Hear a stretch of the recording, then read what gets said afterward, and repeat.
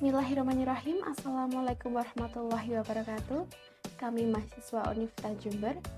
Video ini dibuat untuk menyelesaikan salah satu tugas kelompok di mata kuliah Statistik Pendidikan dengan dosen pengampu Dr. Iwan Wicaksono, SPD MPD, dan Ahmad Syukron, SPD MPD. Kami dari kelompok 10 terdiri dari 3 anggota yang masing-masing bekerja sama dalam memenuhi tugas ini. Baik, saya Lucia Sari Dwianti akan memandu presentasi pada kesempatan kali ini. Sebelum membahas lebih lanjut, izinkan kami berkenalan terlebih dahulu.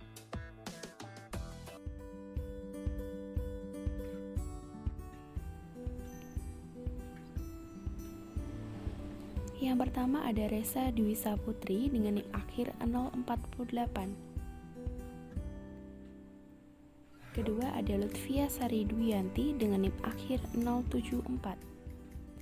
Yang terakhir ada Novia Manggarai dengan NIM akhir 080.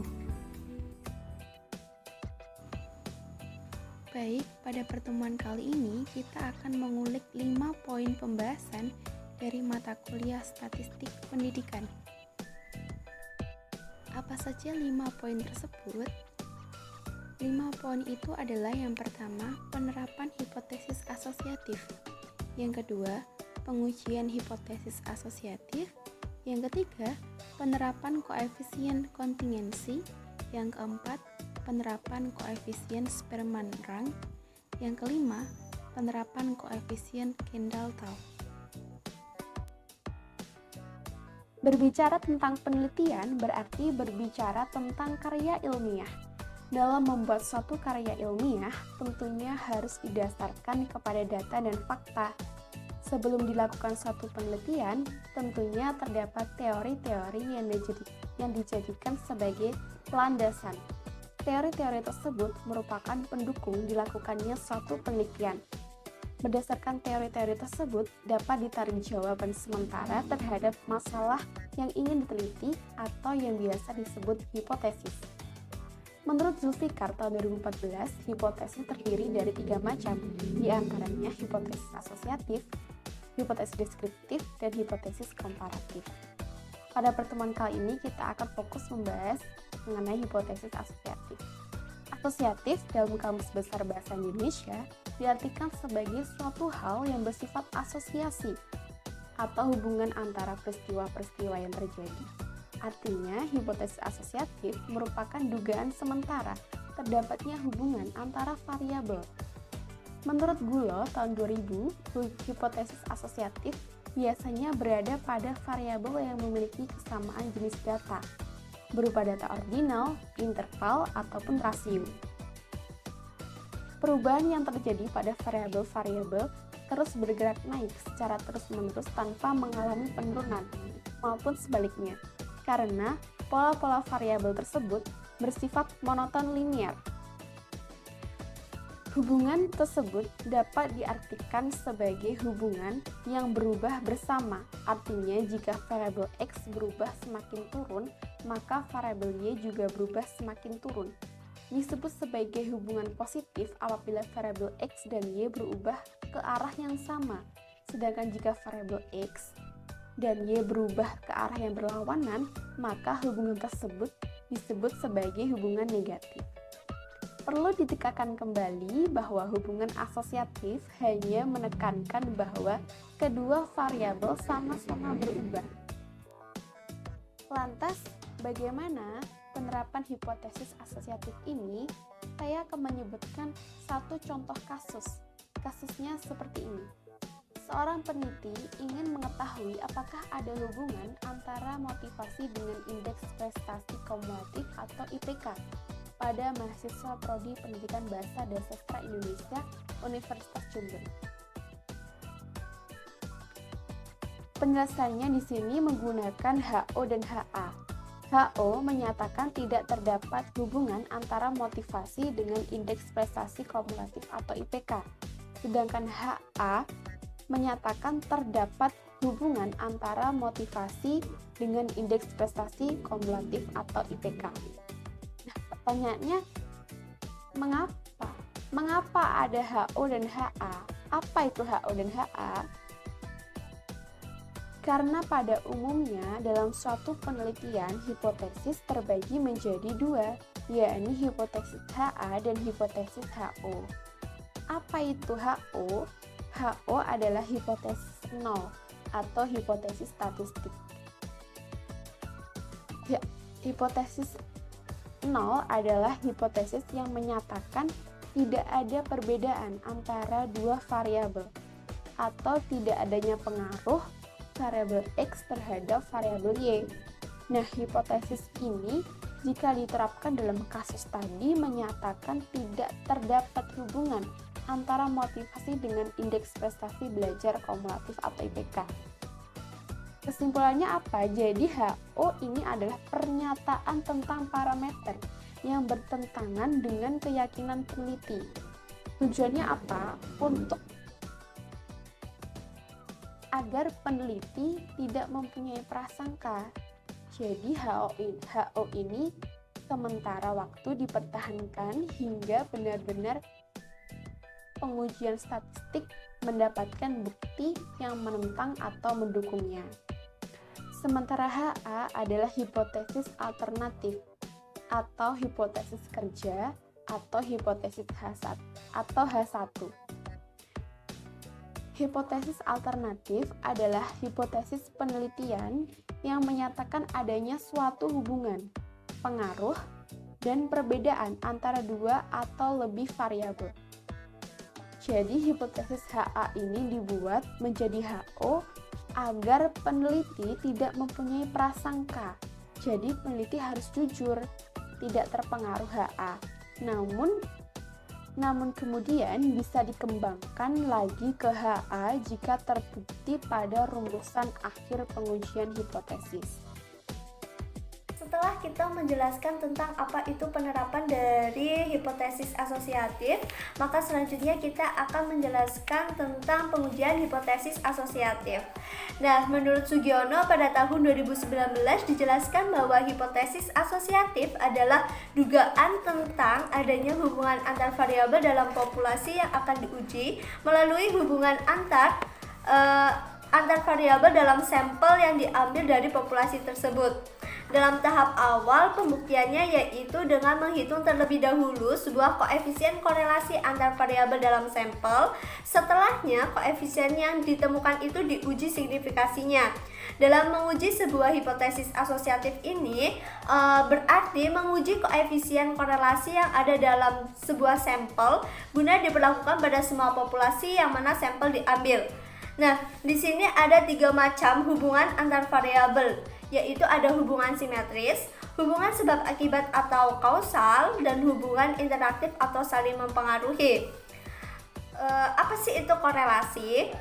Korelasi merupakan angka yang menunjukkan arah dan kuatnya hubungan antar dua variabel atau lebih, di mana arah dinyatakan dalam hubungan atau dalam bentuk hubungan positif atau negatif. Maksudnya jika hubungan dua variabel atau lebih dapat dikatakan positif apabila salah satu nilai variabel itu ditingkatkan, maka nilai variabel lainnya juga akan meningkat. Begitupun sebaliknya, jika salah satu variabel itu diturunkan, maka salah satu lainnya nilai variabel itu ikut turun. Contoh, ada seseorang yang memiliki tinggi badan yang sangat tinggi, maka akan mempengaruhi laju dalam mereka berlari. Kemudian begitupun sebaliknya, jika seseorang itu memiliki tinggi badannya pendek, maka akan mempengaruhi laju saat dia lari. Kemudian ada hubungan negatif. Nah, hubungan antar dua variabel ini dapat dikatakan negatif apabila salah satu nilai variabel itu ditingkatkan, maka nilai variabel lainnya turun. Contoh, curah hujan yang meningkat akan menurunkan penjualan es. Begitupun sebaliknya, jika penjualan es akan meningkat, maka curah hujan tersebut akan turun. Selanjutnya, di sini ada gambar korelasi positif dan negatif. Dijelaskan bahwasanya kuatnya hubungan antar variabel ini dapat dinyatakan dalam koefisien korelasi, di mana koefisien korelasi positif terbesar yaitu 1. Di sini harusnya 1 ya. Sedangkan korelasi negatif terbesar yaitu -1 dan yang terkecil yaitu 0. Jadi apabila Jadi dapat disimpulkan apabila hubungan dua variabel atau lebih memiliki sebuah koefisien korelasi, maka dapat dikatakan dalam hubungan yang sempurna. Apabila semakin tinggi dari nilai koefisien korelasi tersebut, maka semakin tinggi pula kebenaran dalam memprediksi. Sebaliknya, bahwa semakin rendahnya nilai koefisien korelasi tersebut, maka akan semakin mempengaruhi kesalahan dalam memprediksi. Selanjutnya, di sini ada besaran koefisien korelasi dapat diketahui berdasarkan penyebaran titik. Nah, besaran koefisien korelasi ini dapat diketahui berdasarkan penyebaran titik pertemuan antara dua variabel, misal ada X dan Y. Jika titik-titik itu dalam satu garis lurus, maka korelasinya dapat dikatakan 1 ataupun -1. Namun, apabila titik tersebut membentuk lingkaran, maka korelasinya berupa 0. Selanjutnya, di sini saya akan menjelaskan tentang statistik non-parametris ya. Ada 3, yaitu ada koefisien kontingensi, ada koefisien Spearman rank, ada koefisien kendal tau. Di sini saya akan menjelaskan tentang koefisien kontingensi, yaitu sebuah teknik analisis korelasional bivarat yang mana dua buah variabel yang nantinya dikorelasikan berupa bentuk kategori atau merupakan gejala ordinal. Teknik ini erat kaitannya dengan C-kuadrat yang digunakan dalam menguji sebuah hipotesis komparan sampel independen. Nah, maksud dari gejala ordinal adalah skala pengukuran yang digunakan dalam penelitian untuk membedakan data sekaligus mengandung unsur pemeringkatan derajat level melalui penelitian tertentu. Di sini ada beberapa rumus yang mengandung nilai C-kuadrat sebagai berikut. Ada rumus C-kuadrat. C sama dengan akar X² dibagi N plus X². N merupakan jumlah keseluruhan dan ini juga ada rumus untuk mencari dari harga C-kuadrat sebagai berikut. Selanjutnya, nah, di sini ada beberapa penerapan pada kasus, yaitu contohnya ya. Pertama, ada soal dilakukan penelitian untuk mengetahui perbedaan kesukaan membaca buku antara siswa putra dan putri.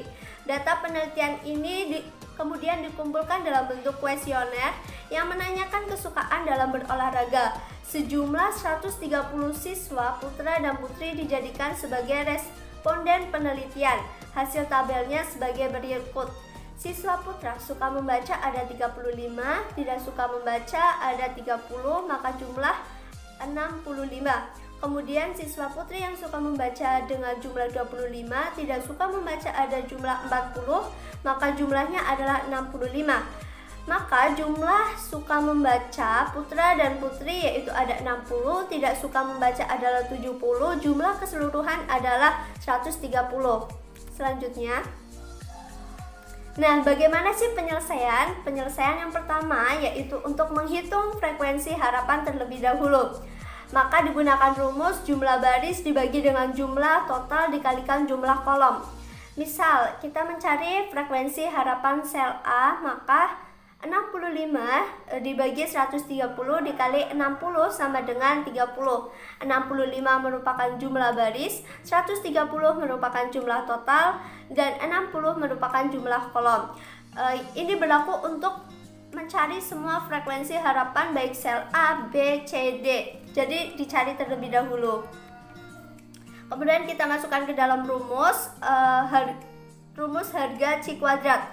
Jadi X² sama dengan 35 dikurangi 30 kuadrat dibagi 25 ditambah 30 dikurangi 35 dikuadratkan dibagi 30 dikalikan 25 dikurangi 30 dikuadratkan dibagi 25 ditambah 40 dikurangi 35 dikuadratkan dibagi 30. Maka X² sama dengan 1 plus 0,83 plus 1 plus 0,83 sama dengan X² sama dengan 3,66.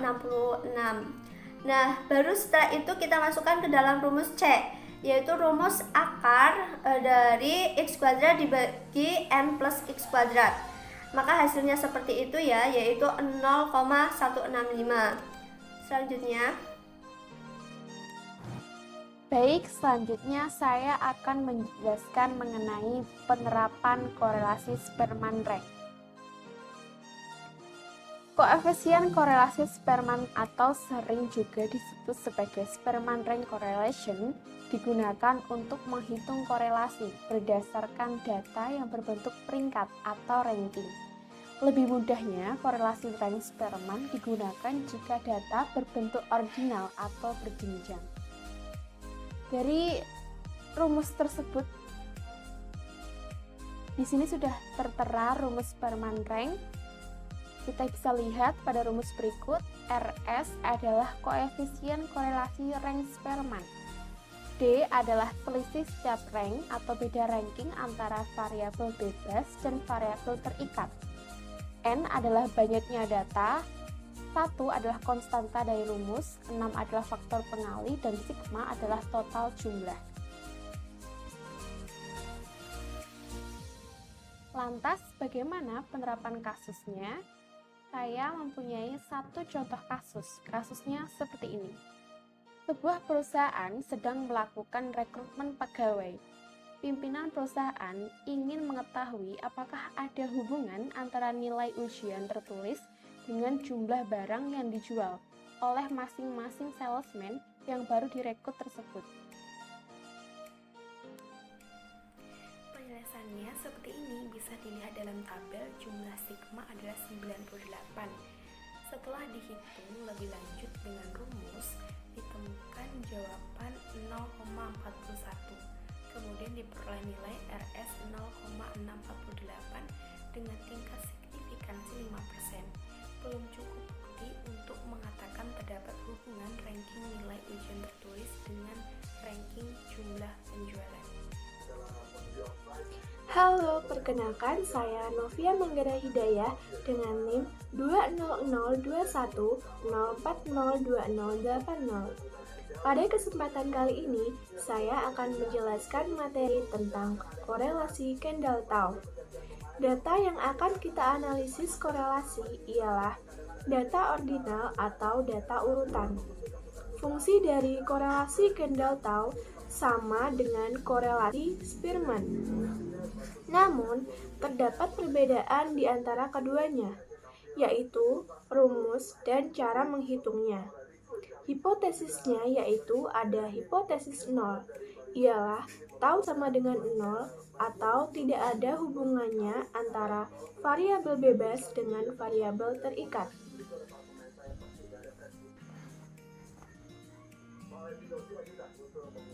Kemudian ada juga hipotesis alternatifnya yaitu tau tidak sama dengan 0 atau ada hubungannya antara variabel bebas dengan variabel terikat. Kelebihan pada teknik ini apabila digunakan untuk menganalisis sampel yang jumlah anggotanya lebih dari 10 dan dapat dikembangkan untuk mencari koefisien korelasi parsial. Berikut merupakan rumus dasar yang digunakan oleh Kendall-Tau. Tau sama dengan sigma A dikurangi sigma B per N dalam kurung N-1 per 2. Sigma A yaitu jumlah ranking atas, sigma B yaitu jumlah ranking bawah, dan N yaitu banyaknya sampel. Berikut merupakan contoh penerapan pada kasus. Dapat kita lihat bahwa hasil dari koefisien korelasi Kendall-Tau ialah 0,33. Kemudian, berikut merupakan contoh penerapan kedua. Dapat dilihat bahwa hasil dari korelasi Kendall-Tau ialah 0,53. Nilai dari T dan RS tidak sama walaupun dihitung dari pasangan ranking yang sama, sehingga kedekatan hubungan asosiasi variabel tidak bisa dibandingkan antara nilai T dan RS. Nilai RS biasanya lebih besar dari nilai T. Namun demikian, ada hubungan antara dua ukuran tersebut, yaitu sebagai berikut.